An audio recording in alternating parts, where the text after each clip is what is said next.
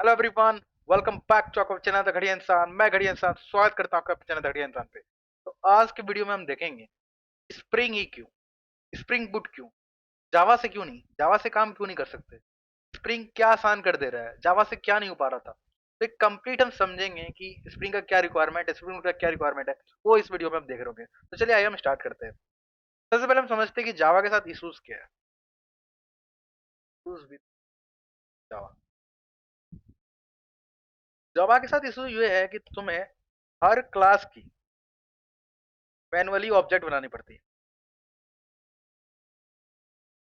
जैसे मान लो हमारे कंप्लीट प्रोजेक्ट में 3 लेयर होने वाली है। एक रिपोजिटरी लेयर जो डेटाबेस इंटरेक्शन कर रही होंगी, फिर सर्विस लेयर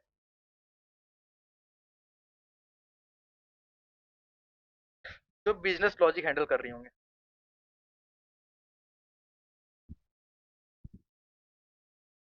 और उसके ऊपर कंट्रोलर लेयर जहां से रिक्वेस्ट इंटरसेप्ट होके आएंगे, जहां पे रिक्वेस्ट रिसीव। ठीक है। अब इन सब के हम डिफरेंट क्लासेस बना रहे होंगे, राइट। अब इससे क्या होता है, ये चीज समझ में आ गई। रिपोजिटरी लेयर क्या है, डेटाबेस इंटरेक्शन के लिए लेयर है। लेयर बाय लेयर चीजें होती है ना। सबसे पहले क्या होगा, रिक्वेस्ट आएगा कंट्रोलर से। ठीक है।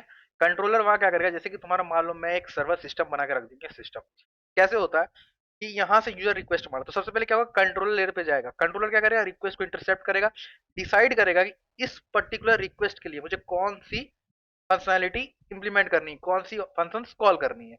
उसके बाद कॉल जाएगा सर्विस लेयर को। अब इस सर्विस लेयर से कॉल जाएगा रिपोजिटरी लेयर, जहां से हम डेटाबेस इंटरेक्शन करेंगे। सर्विस पे हम बिजनेस लॉजिक लिख रहे हैं कि क्या क्या चेक करना है, यूजर को क्या दिखाना है क्या नहीं दिखाना है। तो फिर हम डेटाबेस से चीजों को फेच कर रहे होंगे। ठीक है। तो यहाँ पे क्या होता है, डिफरेंट क्लासेस हम बना रहे होंगे।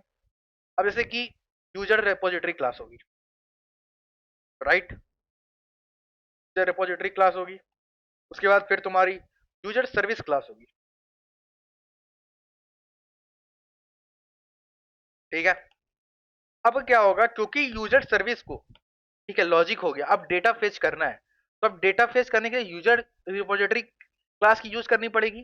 तो तुम यहाँ पे क्या करोगे, मैनुअली जावा में तुम क्या करोगे, सबसे पहले यूजर रिपोजिटरी की ऑब्जेक्ट बनाओगे।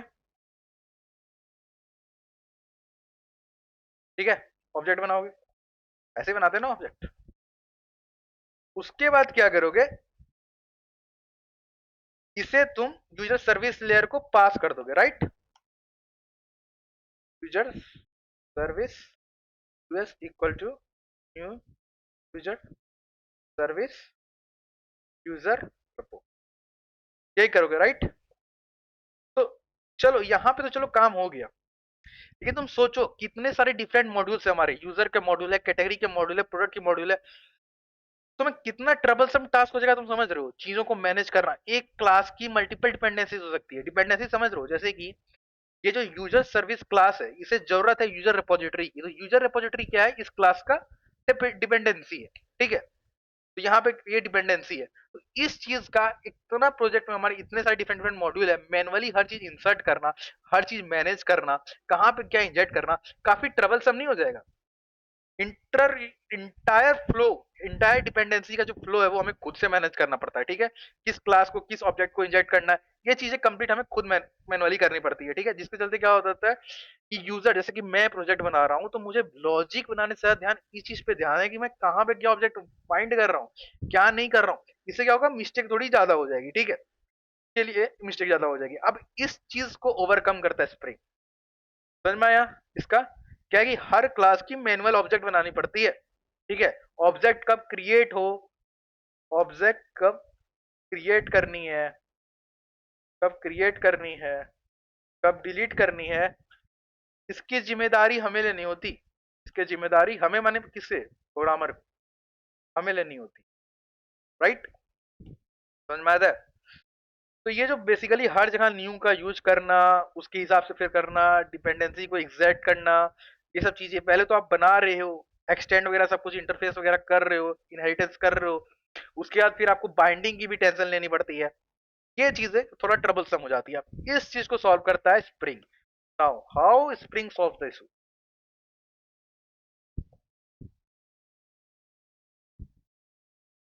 देखो, स्प्रिंग सीधा बात बोलता है, और ये बात जिंदगी भर याद रखना। तुम क्या करो, क्लासेस लिखो। तुम क्या करो, क्लासेस लिखो, ऑब्जेक्ट्स बनाने, राइट, और मैनेज करने की जिम्मेदारी मुझ पे छोड़ दो। मतलब तुम समझ रहे हो, तुम्हें क्या करना है कि बस तुम्हें यूजर रेपोजिटरी क्लास या यूजर सर्विस क्लास बनाना है, ठीक है। उसके तुम्हें ये टेंशन नहीं लेना है कि मैं यूजर सर्विस की फिर से न्यू से मैं ऑब्जेक्ट बनाऊं, फिर मैं उसे यूजर रिपोजिटरी की न्यू ऑब्जेक्ट जो बनाई हुई उसे फिर पास करूं। ये चीजें तुम्हें नहीं करना भाई साहब, ये स्प्रिंग खुद कर लेगा, तुम बस क्लास बनाओ। समझ रहे कितना काम को आसान कर रहा है? तो ये जो स्प्रिंग खुद करता है कि क्लास के ऑब्जेक्ट्स खुद बनाता है और खुद इन्हें मैनेज करता है, इसी को हम बोलते हैं inversion of control. Sir, it's a very important interview question, remember. क्या इन्वर्सन ऑफ कंट्रोल? कि rather than giving the control on the leaving the control on us, what it does, it itself creates the object and manages the object। ठीक है, एक होता है application context, ठीक है, उसी के अंदर सारे के सारे ऑब्जेक्ट्स सेव होते हैं और वहीं से हमें ऑब्जेक्ट्स को फेच करना होता है, राइट। ये चीज है, ये काम तुम्हारा कर देता है, ठीक है। तो ऑब्जेक्ट कौन बनाएगा? स्प्रिंग बनाएगा,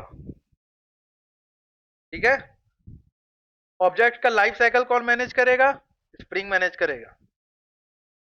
लाइफ साइकिल समझ रहे हो ना, कि कब वो बना, कब वो डिलीट हुआ, ठीक है, ये काम वो करेगा।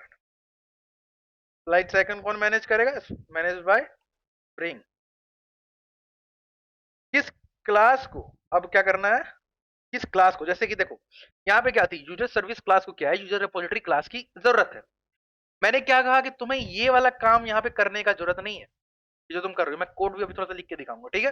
ये काम करने की जरूरत नहीं है, तो इस चीज की जिम्मेदारी कौन लेगा? इस चीज की भी जिम्मेदारी स्प्रिंग ले लेगा, ठीक है। क्या है? किस क्लास को किस डिपेंडेंसी की जरूरत है, राइट। किस क्लास को किस डिपेंडेंसी की जरूरत है, स्प्रिंग खुद हैंडल करेगा। कौन हैंडल करेगा? स्प्रिंग खुद हैंडल करेगा, ठीक है। इसीलिए हम स्प्रिंग को डिपेंडेंसी इंजेक्शन के लिए भी जानते हैं,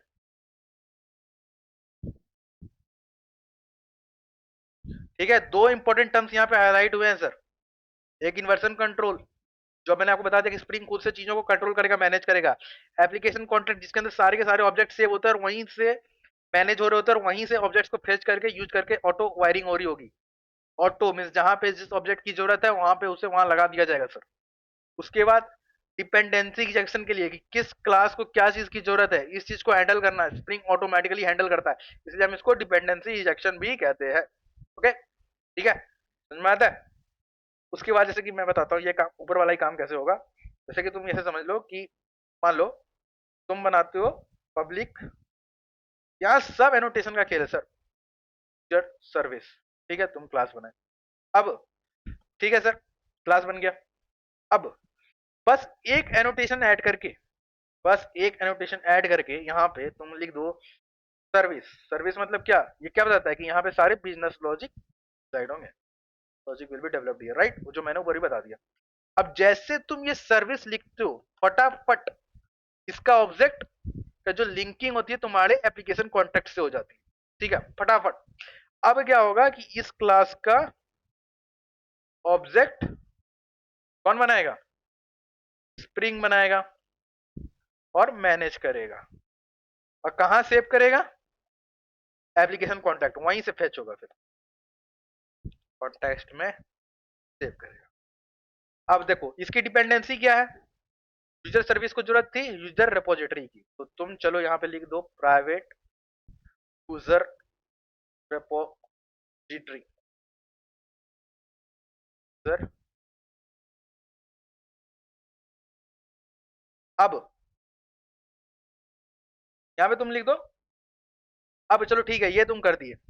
अब मैंने तुम्हें क्या कहा था कि ये काम तुम्हें नहीं करना है, कि ये जो तुम यहाँ पे ऑब्जेक्ट बना के ये पास कर रहे हो, ये तुम्हें करने की जरूरत नहीं है। तो ये चीज कैसे हैंडल होगा सर? सब बात है, ऑटो काम हो रहा है, तो यहाँ पे हम लगाएंगे ऑटो वायर्ड एनोटेशन।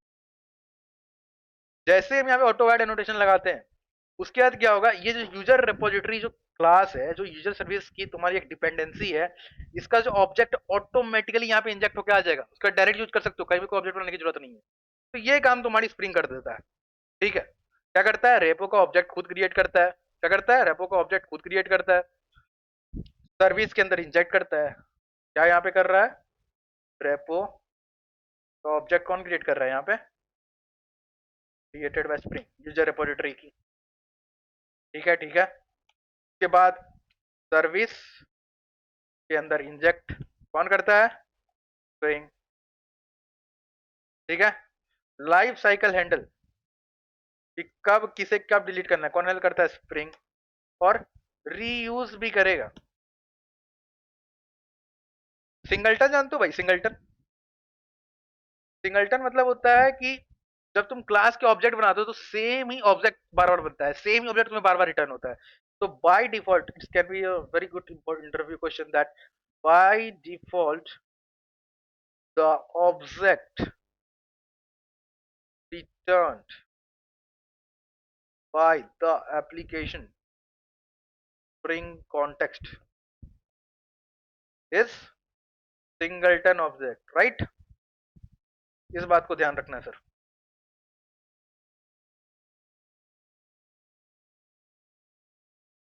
ये चीज है। अब स्प्रिंग बूट फिर क्यों, जब स्प्रिंग से काम हो रहा है, जब स्प्रिंग ऑटो वायरिंग कर रहा है, डिपेंडेंसी को ऑटो इंजेक्ट कर रहा है, जब स्प्रिंग ये बात बोल ही दे रहा है कि ऑब्जेक्ट बनाने की जरूरत नहीं है, मैं खुद बनाऊंगा, सब चीजें मैं खुद हैंडल कर दूंगा, तो फिर इसकी क्या जरूरत पड़ गई? तो क्या होता है सर, स्प्रिंग का जो सेटअप है ना सर, स्प्रिंग बूट की बात करते हैं। स्प्रिंग बूट क्या करता है, जो स्प्रिंग का सेटअप है, ये थोड़ा हार्ड है सर, थोड़ा हार्ड है, थोड़ा ज्यादा काम करना पड़ता है। जब तुम यहाँ पे डेटाबेस की थोड़ी सी मैनुअल कॉन्फ़िगरेशन करना पड़ता है। ठीक है, जब तुम एस2 डेटाबेस या एसक्यूएल डेटाबेस को जब तुम अपने प्रोजेक्ट से इंजेक्ट कर रहे होगे या इंटीग्रेट करोगे, तो तुम्हें थोड़ा मैनुअल काम वहाँ पे करना पड़ जाता है। ठीक है, यहाँ पे फिर बीन कॉन्फ़िगरेशन, वो सब चीजें यहाँ पे देखनी पड़ जाती है। ये काम क्या होता है, स्प्रिंग बूट में जाके थोड़ा आसान हो जाता है। ठीक है, यहाँ पे स्प्रिंग बूट में क्या होता है कि नो एक्सएमएल एनोटेशन, सीधा तुम्हें यहाँ पे ये ऑटो वायरिंग से एनोटेशन यूज करना है। नो एक्सएमएल, सिर्फ एनोटेशन। एक्सएमएल क्या होता है, एक एचटीएमएल टाइप की फाइल होती है सर, जहाँ पे क्या करते हैं, हम ऐसे ऐसे लिखते हैं, बीन ऐसे ऐसे करके लिखते हैं। जैसे मैं दिखाता हूँ आपको, जैसे कि ऐसे करके लिखते हैं हम, बीन है, तो लिखते हैं सर ऐसे। और यहाँ पे हम इसके अंदर बीन्स लिख रहे होते हैं। बीन्स मतलब कि जो ऑब्जेक्ट जो स्प्रिंग मैनेज करेगा। ठीक है, समझ में आता है? ये चीज है, तो ये चीज खुद करना पड़ता है। अब यहाँ पे स्प्रिंग बूट क्या करता है, यहाँ पे एनोटेशन का, सिंपल एनोटेशन का यूज कीजिए सर, यूज करिए। स्प्रिंग में क्या होता है, तुम्हें जो सर्वर है, सर्वर समझ रहे हो ना, वही जहाँ पे तुम्हारी रिक्वेस्ट आएंगी, तुम्हारी चीजें हैंडल होंगी और आउटपुट दिया जाएगा। तो मैनुअल सर्वर कॉन्फ़िगरेशन करना पड़ता है इन spring, manual server configuration done in spring. इसका क्या है ना सर, इसका सिंपल हिसाब किताब है। सबसे पहले तो पॉम डॉट एक्सएमएल में सारी डिपेंडेंसी स्टार्ट कर इंस्टॉल कर लो,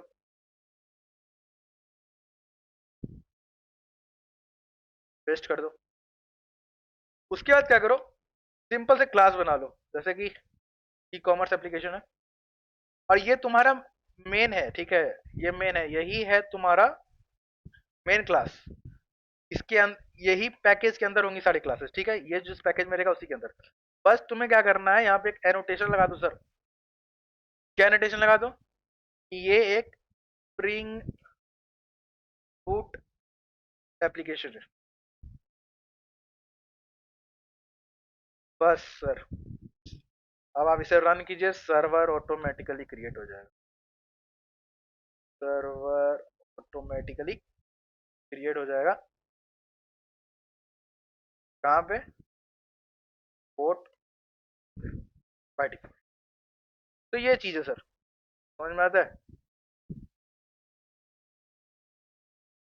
तो क्या हो रहा था, समझ में आया? जावा से क्या हो रहा था कि हमें हर चीज मैनुअली क्रिएट करना पड़ रहा है, हर चीज ऑटो, मतलब जो पास है क्या डिपेंडेंसीज है खुद ही करना पड़ रहा है। अब तुम सोचो इतने सारे मॉड्यूल्स है, यूजर है, कैटेगरी है, प्रोडक्ट है, तुम सबका ऑब्जेक्ट खुद बना रहे हो। उसके भी अंदर हर एक मॉड्यूल के अंदर अलग अलग लेयर है, कंट्रोलर लेयर है, सर्विस लेयर, रिपोजिटरी लेयर है। एक जो तुम्हारा मॉड्यूल है से दूसरे मॉड्यूल की जरूरत पड़ सकती है, दूसरे मॉड्यूल से इंटरेक्ट करना पड़ सकता है। अब तुम इस चीज को, तुम हर चीज के अपने खुद से ऑब्जेक्ट बना रहे हो, खुद से तुम उन्हें, मानता हूँ हाथ में कंट्रोल है भाई, लेकिन इतनी भी कंट्रोल नहीं चाहिए। तुम्हें हर बार तुम्हें वायरिंग करना पड़ रहा है, किस चीज को यूजर में मान लो तुम्हें ऑर्डर की जरूरत है तो तुम उसमें फिर पास कर रहे हो, डिपेंडेंसी इंजेक्शन खुद से करनी पड़ रही है। तो ये चीज काफी हो जाता है, तुम्हारा बहुत ज्यादा ध्यान इसी में चल जाएगा रहता है कि तुम लॉजिक डेवलप करो। तो स्प्रिंग क्या करता है, बोलता है तुम क्लास बनाओ, ऑब्जेक्ट बना रहा और मैनेज करने की जिम्मेदारी हमारी होगी। तो वो जिम्मेदारी ले लेता है, ठीक है। इसी को बोलते हैं इन्वर्सन ऑफ कंट्रोल। दैट क्या है inversion of control? Control objects बनाना और मैनेज करने की जिम्मेदारी स्प्रिंग ले लेता है। कहते एप्लीकेशन कॉन्टेक्स्ट समझा हमने। एप्लीकेशन कॉन्टेक्स्ट एक कॉन्टेक्स्ट जिसके अंदर सारे स्प्रिंग ऑब्जेक्ट सेव हो रहे होते हैं और वहीं समय पिक करना होता है चीजों को, वहीं से ऑब्जेक्ट को उठाने पड़ते हैं, ठीक है। ये चीज है, किस क्लास को किस डिपेंडेंसी की जरूरत है, जैसे कि यूजर रिपोजिटरी को यूजर सर्विस को यूजर रिपोजिटरी की जरूरत है, तो इसकी ऑटो वायरिंग करना ये कौन जिम्मेदारी लेता है? स्प्रिंग लेता है, ठीक है। इसी का मैंने एग्जांपल से तुम्हें बताया कि सर्विस से क्या होता है, इससे सीधा पता चल जाता है कि इस क्लास का ऑब्जेक्ट स्प्रिंग को बनाना है, इसको फिर एप्लीकेशन कॉन्टेक्स्ट में डालना है। उसके बाद तुम यहाँ पे जब ऑटो वायर लिख देते हो तो क्या होता है कि ऑटो वायरिंग ऑफ डिपेंडेंसी होती है। यूजर रिपोजिटरी क्या है यहाँ पे? User repository is the dependency. Dependency मतलब क्या? जरूरत। यूजर सर्विस क्लास को इसकी जरूरत है। अब ये कहां से आएगी? जावा में क्या करते थे हम, न्यू के साथ क्रिएट करके पास करते थे एज ए कंस्ट्रक्टर पैरामीटर, लेकिन यहाँ पे क्या हो रहा है? ऑटो वायरिंग होगी, ठीक है। इसी यही यही काम करता है स्प्रिंग, इसलिए स्प्रिंग को डिपेंडेंसी इंजेक्शन टूल भी कहते हैं, ठीक है। उसके बाद मैंने ये बताया कि बाय डिफॉल्ट जो एप्लीकेशन कॉन्टेक्स्ट के अंदर जो ऑब्जेक्ट स्टोर्ड होते हैं, जब तुम उसे रिट्रीव करते हो तो वो तुम्हें सिंगलटन ऑब्जेक्ट मिलता है, that is same copy, same object रहता है। प्रोटोटाइप मींस मल्टीपल, डिफरेंट, इसका सेम, ठीक है।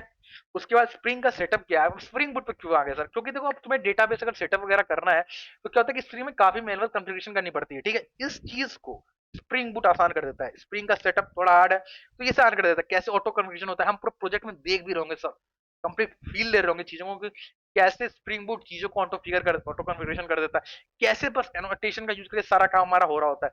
यहाँ पे मैनुअल सर्वर की कॉन्फ़िगरेशन करनी नहीं पड़ती, बस तुम्हें क्या करना है, एप्लीकेशन बनाओ, डिपेंडेंसी इंस्टॉल करो और यहाँ @spring boot ऑफिशियल लगाओ। एक सर साइट होता है start.spring.io, ऐसा नहीं है कि तुम्हें कुछ चीजों को इंस्टॉल करना है, जो हम नेक्स्ट वीडियो में देख रहे होंगे। spring.io इस साइट पे जाएंगे, फटाक से बस अपना प्रोजेक्ट के हिसाब से जावा का वर्जन चूज करेंगे, क्या क्या डिपेंडेंसी चाहिए वो हम ऐड करेंगे और हमारा जो एप्लीकेशन का जो एकदम स्टार्टिंग पॉइंट है, जो सेटअप है, वो रेडी हो जाएगा, जो हम नेक्स्ट वीडियो में देख रहे होंगे। और मैं नेक्स्ट वीडियो में आपको अपना गिटहब भी बना के दूंगा, गिटहब में मतलब रेपोजिटरी बना के दूंगा, सारे के सारे कोड वहां पे हम पुश कर रहे होंगे। आप अभी क्या है कि कोड को समझने पे ध्यान दो, ठीक है, बाकी देख ले। फिर ठीक है, चलिए मिलते हैं फिर नेक्स्ट वीडियो में, तब तक के लिए ओके भाई, ध्यान रखिए, खुश रहिए, पढ़ते रहिए, देखते रहिए। कैसा लगा क्या लगा कमेंट कीजिए, क्या मुझे थोड़ी धीरे करनी है तो बताइए, क्या मुझे थोड़ा तेज करना है वो भी बताइए। चलिए फिर तब तक के लिए घड़िया इंसान साइनिंग ऑफ।